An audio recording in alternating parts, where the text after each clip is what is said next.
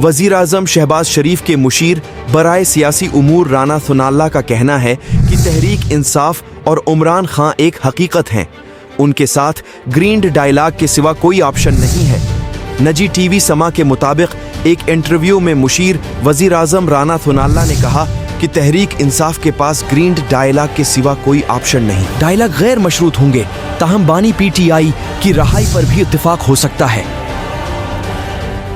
राना सुनाल्ला ने मजीद कहा कि PTI को मानना होगा कि जिस तरह वो एक हकीकत हैं, इसी तरह नवाज शरीफ और आसिफ जरदारी भी एक हकीकत हैं। उन्होंने कहा कि अगर डायलॉग पॉलिटिकल है तो उसमें सियासी जमातों को ही शामिल होना चाहिए। दूसरे स्टेज पर ग्रीन डायलॉग में इदारे शामिल हो सकते हैं। ग्रीन डायलॉग में इदारे शामिल होंगे तो ही बात बनेगी।